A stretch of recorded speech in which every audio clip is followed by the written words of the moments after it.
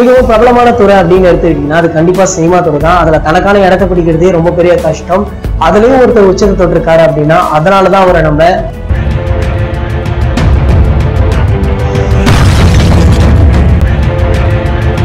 இந்த வீடியோவை நாங்கள் லைட்ஸ் ஆன் சேனல்ல அப்லோட் பண்ணிடுவோம். இந்த சேனலுக்கான லிங்க் கீழே உள்ள டிஸ்கிரிப்ஷன்ல இருக்கு, மறக்காம கிளிக் பண்ணி பாருங்க.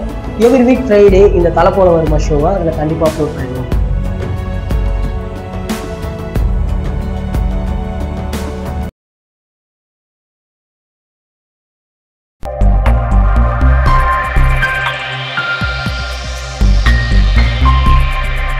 நடிகர் அருண் விஜய் சார் நடித்த திரைப்படம் தமிழகம் முழுவதுமே வெற்றிகரமாக போயிட்டு இருக்கு. இந்த படத்தை மகள் திருமேனி அவர்கள் டைரக்ஷன் பண்ணியிருக்காங்க. கதாநாயகிகளாக தன்யா ஹாப், ஸ்மிருதி வெங்கட் ஆகியோரும் நடிச்சிருக்காங்க. ரசிகர்களை உற்சாகப்படுத்த நம்ம அருண் விஜய் சார் படக்குழுவினர் இந்த திரைப்படம் ஓடும் திரையரங்குகள்ல நேர்ல சென்று பார்வையிடுறாங்களாம். நெல்லை ராம் தியேட்டர்ல இந்த படம் திரையிடப்பட்டிருக்கு. நேற்று காலை முதல் காட்சியே நம்ம அருண் விஜய் சார், இயக்குனர் மகள் திருமேனி, நடிகர் தன்யா ஹாப், ஸ்மிருதி ஆகியோர் அந்த திரையரங்கிற்கு சென்றிருக்காங்க. ரசிகர்களும் இவங்களை ஆரவாரமாக வரவேற்றிருக்காங்க. அப்போது அங்கு ரசிகர்கள் மத்தியில பேசிய நம்ம அருண் விஜய் சார், தடம் திரைப்படம் என்னுடைய வாழ்க்கையில ஒரு மிகப்பெரிய மைல்கல் அப்படின்னும், இந்த படம் திரையிடப்பட்ட சினிமா தியேட்டர்கள்ல நேரடியாக சென்று ரசிகர்களை நான் பார்த்துட்டு வரேன் அப்படின்னு சொல்லியிருக்காரு. மேலும் ரசிகர்களும் எங்களுக்கு உற்சாக வரவேற்பு கொடுத்து வரவேற்கிறாங்க.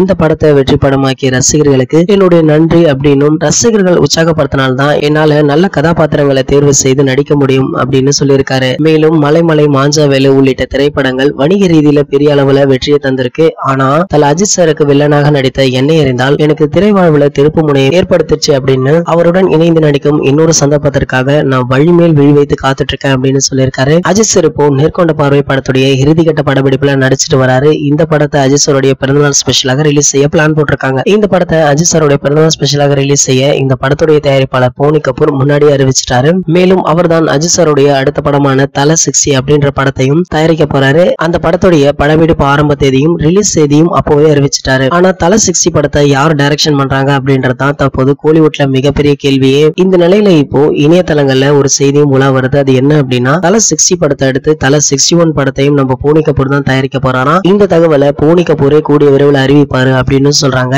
எது எப்படியோ எதுவாக இருந்தாலும் வெயிட் பண்ணி தான் பார்க்கணும். அஜித் சார் கூட மீண்டும் அருண் விஜய் சார் இணைந்து நடித்தா எப்படி இருக்கும் அப்படின்ற உங்களுடைய கருத்துக்களையும், தல 61 படத்தை நம்ம போனி கபூரே தயாரிச்சா எப்படி இருக்கும் அப்படின்ற உங்களுடைய கருத்தையும் கீழே உள்ள கமெண்ட் செக்ஷன்ல கமெண்ட் பண்ணிடுங்க. இந்த வீடியோ உங்களுக்கு பிடிச்சிருந்தா லைக் பண்ணுங்க, ஷேர் பண்ணுங்க. இது போன்ற பல சினிமா செய்திகளுக்கு நம்ம சேனலை சப்ஸ்கிரைப் பண்ணுங்க. மேலும் அப்டேட்டை மிஸ் பண்ணாம பார்க்க பக்கத்துல உள்ள பெல் ஐகானை கிளிக் பண்ணுங்க.